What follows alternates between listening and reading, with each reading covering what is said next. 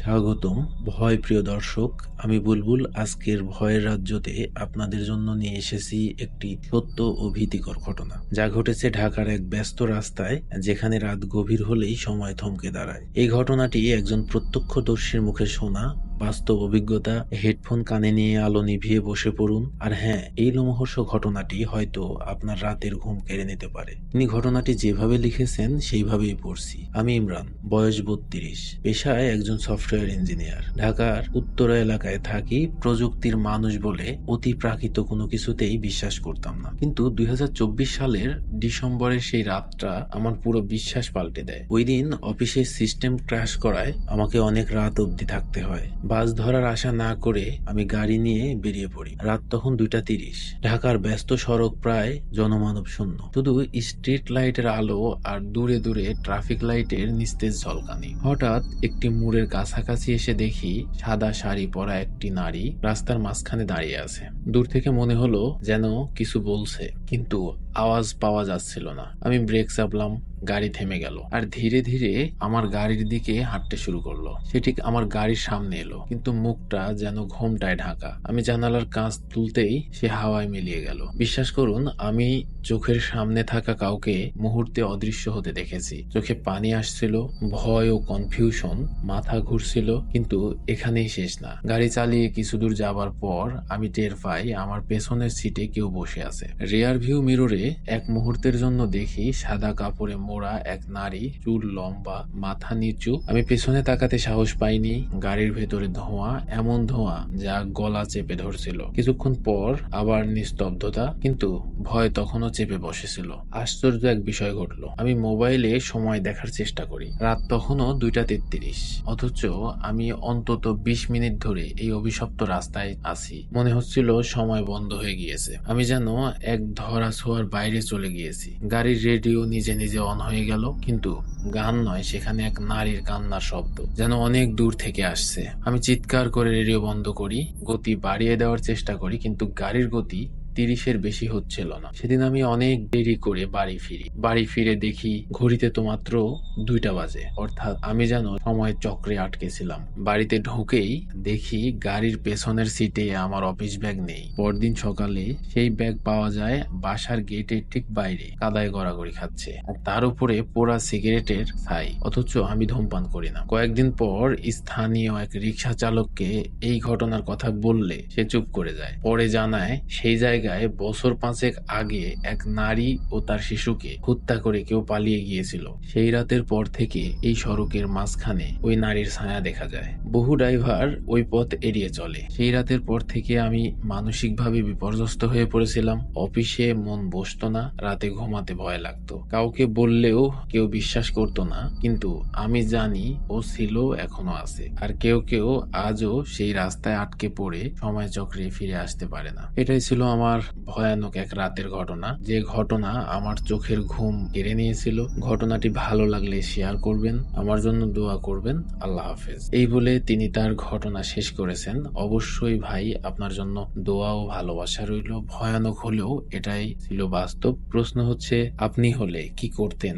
গাড়ির rear view মিররে কাউকে দেখলে আপনি কি করতেন? আপনার চারপাশে যদি এমন সত্য ভৌতিক কোনো ঘটনা ঘটে থাকে, আমাদের জানাতে ভুলবেন না। ঘটনা পাঠাতে পারেন আমাদের ইমেইলে। এবার চলুন শোনাই আজকের সবচেয়ে লোমহর্ষ ও রহস্যময় বাস্তব এক ঘটনা। ঘটনাটি ঘটেছিল কুমিল্লায়। জমি সংক্রান্ত বিরোধ থেকে কিভাবে সবকিছু ধীরে ধীরে এক অশরীরী আতঙ্কের রূপ নেয়, শুনলে আপনি হতবাক হয়ে যাবেন। উনি লিখেছেন, আমার নাম শাকিল। আমি কুমিল্লার মোহনা উপজেলার বাসিন্দা। আমাদের পরিবার বেশ পুরনো, সুখ শান্তিতেই চলছিল, কিন্তু কয়েক মাস ধরে এক অদ্ভুত অশান্তি আমাদের ঘিরে ধরেছিল। মূল কারণ ছিল আমার চাচা আব্দুল ও আমাদের পাশের বাড়ির কালাম চাচার জমি সংক্রান্ত বিরোধ। বিষয়টা ছিল এমন, আমার চাচার জায়গায় কালাম চাচা কয়েক বছর আগে কিছু গাছ রোপণ করেছিল। যদিও জমিটা আমাদেরই ছিল, কিন্তু কালাম চাচা ধীরে ধীরে জায়গাটা দখল করার ফন্দি আটছিলেন। চাচা কয়েকবার বলার পরেও তিনি গাছগুলো কেটে ফেলেননি। একদিন রাগের মাথায় চাচা নিজেই গিয়ে সব গাছ কেটে দিলেন। বিকেলের দিকে কালাম চাচা বাড়ির সামনে এসে চিৎকার করতে লাগলেন। তার চোখ রক্তবর্ণ হয়ে উঠেছিল, কণ্ঠস্বর একটা অদ্ভুত কম্পন ছিল। তিনি চাচার দিকে তর্জনী আঙ্গুল উঠিয়ে বললেন, আব্দুল, তুই কল্পনাও করতে পারবি না আমি তোর কি হাল করব। আমার জায়গার গাছ কেটে তুই ভুল করেছিস, এখনো সময় আছে, আমার জায়গা আমাকে বুঝিয়ে দে, না হলে এমন পস্তাবি যে তোর নিজের মুখের দিকেও তাকাতে সাহস পাবি না। চাচা তাকে পাত্তা না দিয়ে বলেছিলেন, জমি আমার, তোর কিছু করার থাকলে কর। কালাম চাচা তখন শুধু একবার ফু দিয়ে বললেন, ঠিক আছে, সময় বলবে। আমরা কেউ তখন ভাবতেও পারিনি সত্যি সময় এক ভয়ঙ্কর খেলা খেলতে চলেছে। ঘটনার মাত্র 3 দিন পর থেকেই চাচার আচরণ বদলে যেতে লাগলো। প্রথমে তিনি কিছুটা ক্লান্ত অনুভব করছিলেন, খাবারের অরুচি হচ্ছিল, তারপর শুরু হলো অদ্ভুত সব উপসর্গ। শরীর শুকিয়ে যেতে লাগলো, গায়ের রং কালচে হয়ে গেল, আর চোখের মনি কেমন যেন ফ্যাকাশে হয়ে উঠল। রাতের বেলা তিনি ঘুমানোর সময় চমকে উঠতেন, বলতেন কেউ যেন তার গলা চেপে ধরেছে। আমরা ভয় পেতে লাগলাম, ডাক্তার দেখিয়েও কোনো কাজ হচ্ছিল না, ওষুধেও কোনো উন্নতি হচ্ছিল না, বরং চাচা দিন দিন আরো খারাপ হয়ে যাচ্ছিল। একদিন রাতের বেলা আমাদের বাড়ির উঠোনে ভয়ানক এক দৃশ্য ঘটলো। আমার মা হঠাৎ বাইরে গিয়ে কিছু একটা ছায়ার মতো নড়াচড়া করতে দেখে, চিৎকার করে উঠলেন। আমরা দৌড়ে গিয়ে দেখি চাচা উঠোনে দাঁড়িয়ে আছেন, অথচ তার চোখ দুটো সাদা, তার মুখের কোণে বিকৃত এক হাসি, আর তিনি ফিস ফিস করে কি যেন বলছিলেন, আমি মরছি না, আমাকে কেউ মারতে পারবে না। তারপরই বিকট এক শব্দ হলো, যেন ঝোড়ো হাওয়ার মধ্যে হিস বাজছে। চাচা হঠাৎ কাশতে কাশতে মাটিতে লুটিয়ে পড়লেন, তার মুখ থেকে কালো তরলের মতো কিছু বের হলো, আর শরীরটা কাঁপতে লাগলো। আমার বাবা